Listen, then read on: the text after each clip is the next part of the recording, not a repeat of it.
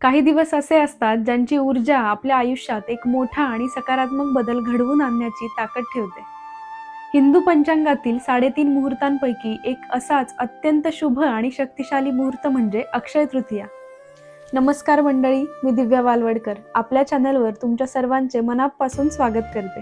आजच्या या विशेष व्हिडिओमध्ये आपण अक्षय तृतीयेचा इतिहास आणि या दिवशी नामजप किंवा आध्यात्मिक साधना का करावी याचे एक अतिशय सुंदर रहस्य जाणून घेणार आहोत. त्यामुळे हा व्हिडिओ शेवटपर्यंत नक्की पहा.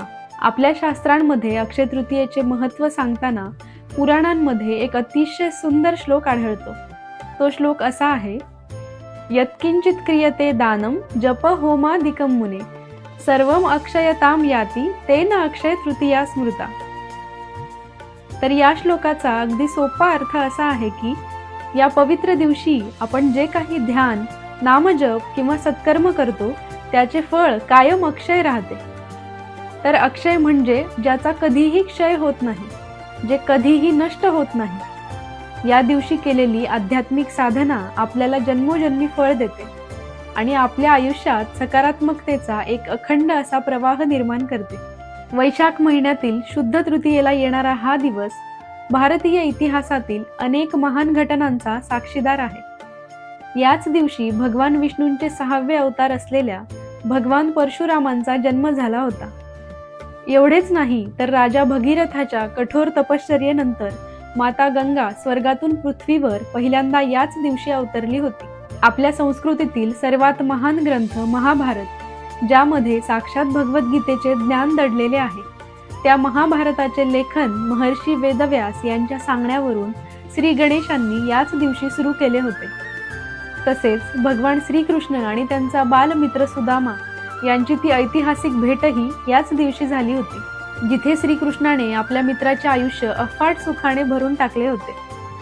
तर मंडळी, अक्षय तृतीयेचे महत्त्व केवळ नवीन वस्तू खरेदी करण्यापुरते मर्यादित नाही, तर हा दिवस स्वतःच्या आत डोकावण्याचा आणि आध्यात्मिक उन्नती साधण्याचा आहे.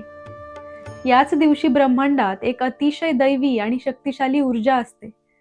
म्हणूनच या दिवशी जास्तीत जास्त वेळ नामजप किंवा मंत्रजाप करणे अत्यंत फलदायी मानले जाते. तुम्ही तुमच्या आराध्य देवतेचा कोणताही मंत्रजप करू शकता. या दिवशी केलेल्या जपाचे आणि ध्यानाचे पुण्य अनेक पटींनी वाढते.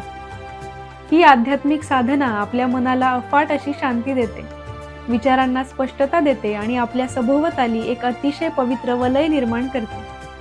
तर या अक्षय तृतीयेला आपणही केवळ भौतिक गोष्टींमागे न धावता नामजप आणि ध्यानाच्या माध्यमातून आपल्या मनाची आणि आत्म्याची एक सुंदर आध्यात्मिक सुरुवात करूया. तुम्हा सर्वांना आणि तुमच्या परिवाराला अक्षय तृतीयेच्या भरभरून शुभेच्छा. तर तुम्हाला ही माहिती कशी वाटली हे मला कमेंट्समध्ये नक्की सांगा. आणि व्हिडिओ आवडला असेल तर लाईक करा, शेअर करा आणि अशाच सुंदर माहितीपूर्ण व्हिडिओसाठी आपल्या चॅनलला सबस्क्राईब करा. पुन्हा भेटूया लवकरच एका नवीन आणि सुंदर विषयासोबत. तोपर्यंत आनंदी रहा आणि हसत रहा. धन्यवाद.